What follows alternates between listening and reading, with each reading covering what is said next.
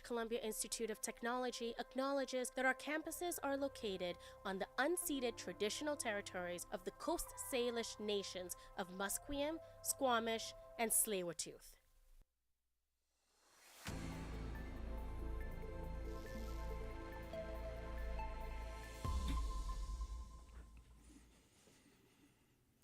Hello, my name is Cohen Sassman, and this is your news at 1:30. Vancouver City Council is set to hear a controversial motion at Wednesday's meeting brought forth by Mayor Ken Sim. Our reporter Riley Cunningham has more on the potential impacts. The motion being brought forth by Ken Sim on Wednesday promises to keep his 2022 campaign promise with a freeze on property taxes. The city relies on property taxes to fund social programming and infrastructure. Mary Stewart from the Broadway Youth Resource Center says this could have far-reaching impacts. If we were to lose certain chunks of funding, then our programming would definitely change and we wouldn't be able to offer the same services. Sean Orr's Cope Party has come out against the motion already, encouraging residents to write to council in opposition. Riley Cunningham, BCIT News. Police sent a bomb squad to a residence in South Vancouver Tuesday morning after a caller reported what could be a pipe bomb in front of a home. The call came in just after 9:30 a.m. and investigators were dispatched to the property near East 49th Avenue and Fleming Street, said Vancouver Police Department spokesperson Constable Tina Vestini. Tina Vestini also says it appears the device was a bomb, but with no powder, meaning it could be made into a bomb, but in this case it wasn't. As for who put it there and why, we are still investigating. Former fashion mogul Peter Nygaard has had 2 sex charges stayed in Winnipeg, meaning a judge decided it would be a bad for justice for the case to continue. The judge ruled today that reports of police interviews with the complainant in 1993 are no longer available, and that violates Nygaard's right to a fair trial. Nygaard's lawyer, Gary Webb, welcomes the ruling. Nygaard still faces charges in Quebec and in the United States. He was sentenced last year in Ontario to 11 years for sex crimes. Court reporter Jane Rowell had this to say. And that's critical information because the way that you defend sexual assault charges, of course, is primarily to try to show that there are discrepancies or differences in the way that the complainant has described the incident. Private alcohol retailers and restaurant owners say unnecessary BC government red tape and restrictions are making business more challenging as the BCGU strike batters bottom lines. One long-time beef these entrepreneurs have is that the restaurants and pubs are not allowed to buy alcohol from private sellers. They must buy all alcohol that they resell to consumers directly from the government. Lee Eggman is a managing director at Peak Hospitals Limited. He said this: "It's hard to believe anyone who's on strike is considering the impact on all of our employees when sales fall. Shifts are shorter and people take home less." International news, former FBI Director James Comey has pleaded not guilty in a court in Alexandria, Virginia today. He was indicted on charges of lying to the U.S. Senate committee in 2020 after writing multiple reports that included the current President Donald Trump and then Senator Hillary Clinton. Karen Travers has the details. The president has been critical of Comey for a decade now. He blames him for the Russia investigation, and we know that he has put public pressure on the attorney general. Remember, it was late last month when he said to reporters, "We have to act fast. If they're not guilty, that's fine." He said if they are guilty, they should be charged. And in the same story, AP correspondent Ala Duncan Richer said this. This kicks off what we expect is going to be a legal battle over these charges. Comey's defense lawyers suggested at the hearing today that they're going to seek to have the charges dismissed before trial by arguing that it was a vindictive prosecution brought at the direction of President Trump. A Florida man is under arrest and accused of starting January's deadly Palisade fire while he was living in California. He has not been convicted. According to prosecutors, 29-year-old Jonathan Rinderknecht was an Uber driver and had seemed agitated on January 1st. He allegedly created an AI image on ChatGPT showing people fleeing from fire, and U.S. Attorney Bill Asele says right before the fire was set, Rinderknecht listened to a rap song whose music video including objects being lit on fire. Then he allegedly watched and recorded the fire department response. Prosecutors say that fire was put out. Then 7 days later, in high wind, it rekindled as a Palisades fire and killed 12 victims. Alex Stone, ABC News, in downtown Los Angeles. An update to the hikers who were trapped at Mount Everest due to a snowstorm. Sherry Preston has the story. Raitan Jangbu Sherpa is one of the guides who helped get those hikers down and says if they'd had more training, the whole thing probably wouldn't have happened. They're all newcomers, and then basically they don't have the exact experience of what it's like to be, what's the weather, if the weather condition is harsh. Nearly 600 hikers and 300 guides, yak herders, and cooks were all trapped on the mountain. Sherry Preston, ABC News. And in sports, Blue Jays manager John Schneider speaks out about last night's loss against the New York Yankees. A pair of critical defensive errors revived the Yankees, who scored 8 unanswered runs to eliminate Toronto's early lead.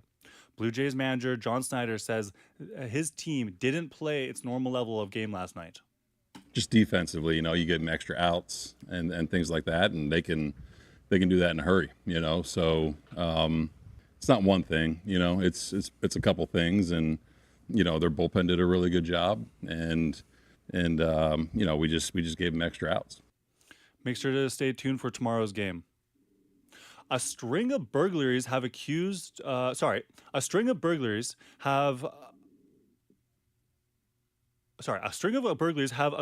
occurred 2 pro athletes while they were playing their respective sports.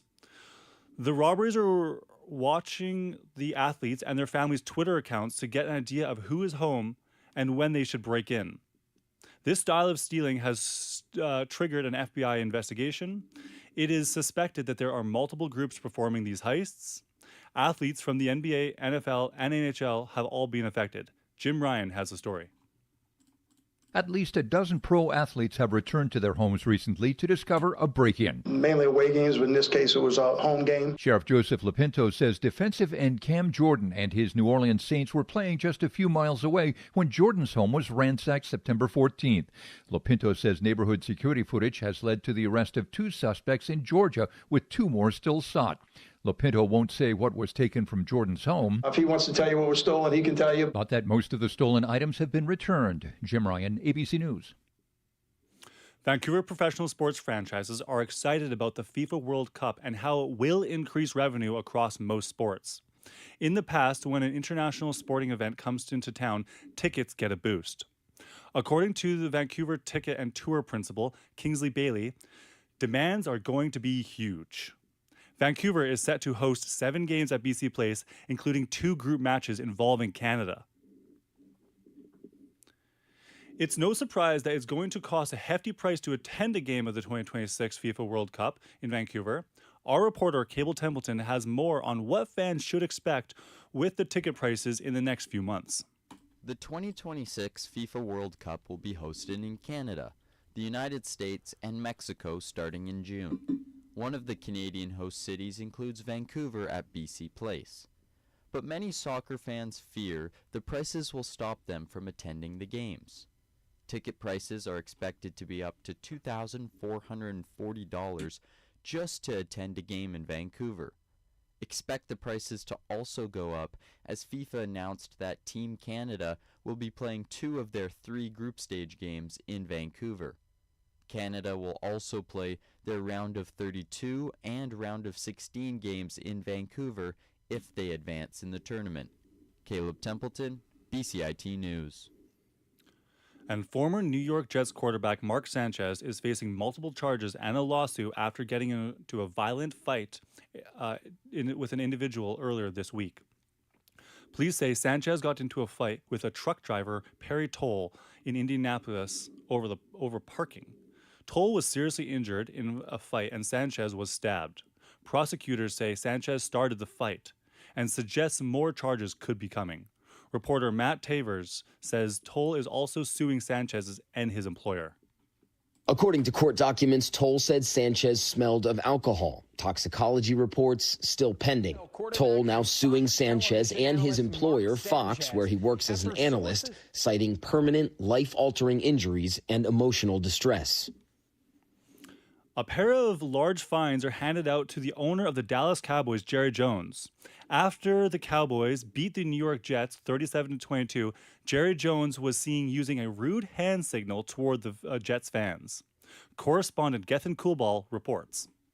We have a lot of respect for their defensive front, the Jets. The NFL has fined Dallas Cowboys owner Jerry Jones $250,000 for an obscene gesture toward fans at MetLife Stadium. The incident came late in Dallas's 37-22 victory over the Jets on Sunday. Jones says he intended a thumbs up for celebrating Cowboys fans. He was caught on video smiling widely as he pointed toward fans before briefly flashing the gesture. Elsewhere, Cardinals coach Jonathan Gannon has been fined $100,000 by the team after a heated sideline altercation with Imari DiMercato after his costly fumble during the team's 22-21 loss to the Titans. I apologized to Imari, apologized to the team, and I just told him I kind of let the moment of what happened get the better of me there. I'm Gethin Coolbaugh.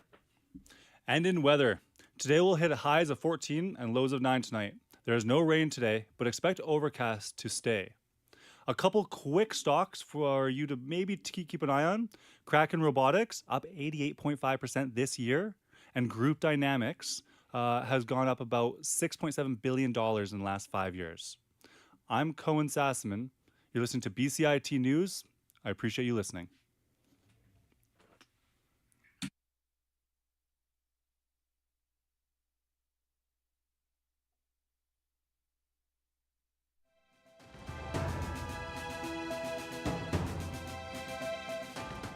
Stay tuned for more on BCIT's 1680 The Crow. When I tell people that I study journalism, they immediately say, oh, you want to be a reporter. But I think, in my case personally, I really want to go into magazines, PR, social media. And I think here at school we learn a lot of skills that allow you to go into that world, because you learn how to write for social media, social content, for websites,